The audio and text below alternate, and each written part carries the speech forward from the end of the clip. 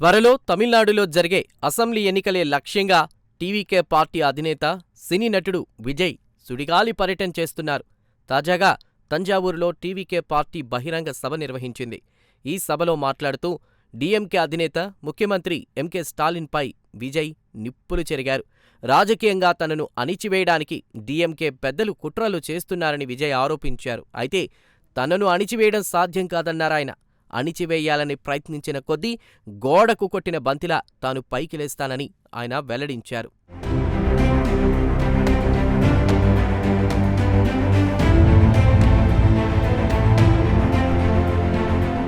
అంతేకాదు, తమిళనాడులోని ప్రతి ఇంట్లోనూ ఒక విజయ్ ఉన్నాడని ఆయన ఎమోషనల్ అయ్యారు.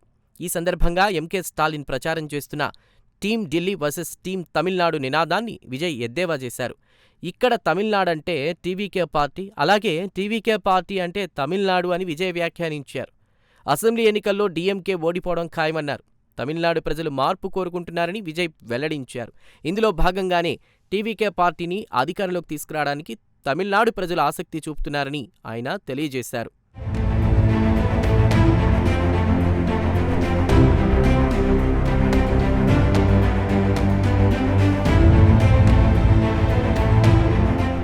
అంతేకాదు, డీఎంకే సర్కారు పాలనపై విజయ్ విరుచుకుపడ్డారు.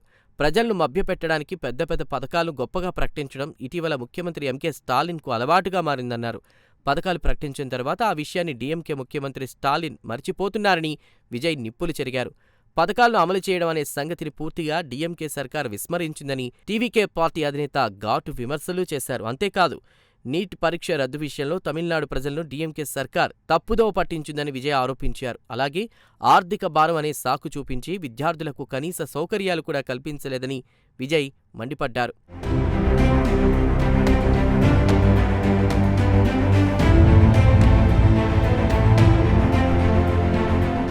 ఈ సందర్భంగా తమిళనాడు మత్స్యకారుల సమస్యలను కూడా విజయ్ ప్రస్తావించారు. ఇప్పటికీ తమిళనాడు మత్స్యకారులు కొంతమంది శ్రీలంక చెరలో ఉన్నారని విజయ్ తెలియజేశారు. వారిని విడిపించడానికి ముఖ్యమంత్రి స్టాలిన్ ఎటువంటి నిర్మాణాత్మక చర్యలు చేపట్టడం లేదని ఆరోపించారు.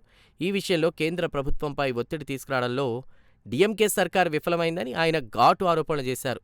ఇదే విషయమై అప్పుడప్పుడు కేంద్రానికి లేఖలు రాసి ముఖ్యమంత్రి స్టాలిన్ చేతులు దులుపుకుంటారని విజయ్ ఎద్దేవా చేశారు.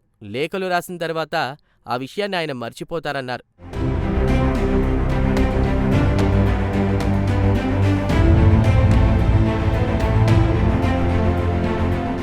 కాగా గత 5 ఏళ్ల కాలంలో తమిళనాడును తాము ఎంతగానో అభివృద్ధి చేశామని ముఖ్యమంత్రి స్టాలిన్ పదే పదే చెప్పుకోవడాన్ని ఆయన ఎద్దేవా చేశారు.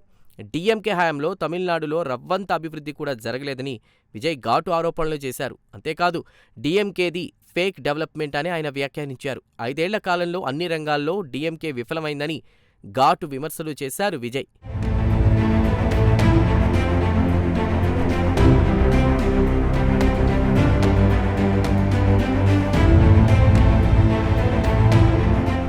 ఇదిలా ఉంటే తమిళనాడులోని రైతులు, మత్స్యకారుల కుటుంబాలకు టీవీకే పార్టీ అండగా నిలుస్తుందని విజయ్ హామీ ఇచ్చారు. అంతేకాదు, వచ్చే జన్మలో రైతు కుటుంబంలో జన్మించాలని తాను కోరుకుంటున్నట్లు ఆయన వెల్లడించారు. ఈ ఏడాది జరిగే అసెంబ్లీ ఎన్నికలకు తమిళనాడు చరిత్రలో ఒక ప్రత్యేకత ఉందన్నారు.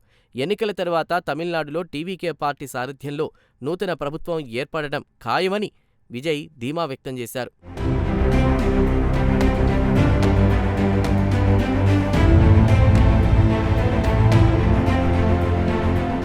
కాగా, ఎన్నికల ప్రచారంలో దూసుకుపోతున్న సినీ నటుడు విజయ్కు భార్య సంగీత రూపంలో ఒక పెద్ద షాక్ తగిలింది. విజయ్ తనను హింసిస్తున్నాడని, దీంతో తనకు విడాకులు మంజూరు చేయవలసిందిగా కోరుతూ చెంగల్పట్ కోర్టును ఇటీవల సంగీత ఆశ్రయించారు. దీంతో ఈ పరిణామం తమిళనాడు రాజకీయాల్లో సంచలనంగా మారింది. ఈ నేపథ్యంలో సదరు వివాదాన్ని సామరస్యంగా పరిష్కరించుకోవాలని విజయ్ నిర్ణయించుకున్నట్లు టీవీకే వర్గాల సమాచారం.